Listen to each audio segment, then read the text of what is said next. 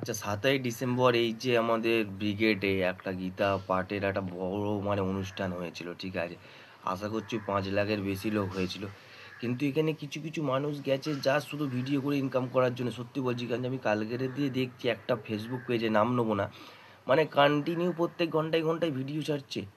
মানেটা কি ভাই?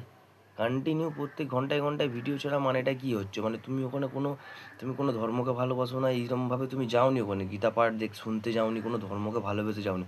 তুমি জাস্ট গেছো শুধু ভিডিও করার জন্য। হ্যাঁ, আমি মানছি, ঠিক আছে, ভিডিও কি আর লোক করে না? করে। একটা ভিডিও করলো, সেটা এসে আপলোড দিল যে ভাই আমি ওখানে গিয়েছিলাম, এই ভিডিও করেছি, এই কথা হয়েছে, ঠিক আছে, আমি মানছি। পার আওয়ার একটা করে ভিডিও আপলোড হয় কী করে? যে মানুষ ওখানে যদি গীতা শুনতে যায়, কিংবা ওখানে কোনো ধর্মবিশিষ্ট কারণে যায়, মানে শুধু ইনকামেরই রাস্তা। মানে কিছু কিছু মানুষ আছে, মানুষ খালি খোঁজে যে কী করে আমি ইনকামটা করবো।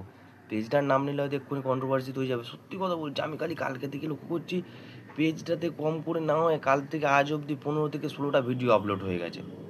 মানে তার মানে ইনকামের জন্যই ও গেছিলো। বিনা ইনকামে তো এইগুলো না। আমার তো এটাই মাথায় ঢোকে না, একটা কলকাতায় এত বড় একটা তোমার মানে গীতার একটা পাঠের অনুষ্ঠান হয়েছে, মনে ভক্তি থাকলে তুমি যাও, শোনো। হ্যাঁ, ভিডিও করে মানুষ, তুমি একটা ভিডিও করতে আমি মানতাম, ঠিক আছে, একটা ভিডিও করেছো, মনে তোমার ভক্তি নেই, শ্রদ্ধা নেই, কিচ্ছু নেই, তুমি 5 লাখ গীতা মানে পাঠের অনুষ্ঠানে গিয়ে একাই এমন মানে করছো যেন ওখানে তুমিই সব। মানে এমন কোনো লোকের কাছে নেই যে ওর ভিডিও নেই, এমন কোনো লোকের সাথে নেই যে ওর ভিডিও নেই, সবার কাছে সবার সাথে ওর ভিডিও আছে। আর এসে কাল মানে সন্ধ্যা থেকে আমি দেখছি ভিডিও আপলোড দিয়েই যাচ্ছে, ঠিক আছে, এখনও পর্যন্ত মনে হচ্ছে 17-18টা ভিডিওর আপলোড দেওয়া হয়ে গেছে। এখনও কত আপলোড দেবে জানি না। মানে এটা শুধু ইনকামেরই রাস্তা, না কোনো ভগবান ভক্তি আছে, না কোনো কিছুই আছে ওর, যেটা আমার মনে হচ্ছে, ঠিক আছে। তো চলো ভাই, এটুকুনি বলার ছিল যে ভগবানকে যখন ভালোবাসো ভাই, মন থেকে ভালোবাসো, ওই পয়সা ইনকামের রাস্তা করো না। কেন তোমাদের মতো কিছু কিছু ক্রিয়েটারের জন্যই মানে একটা খারাপ দেখায় না।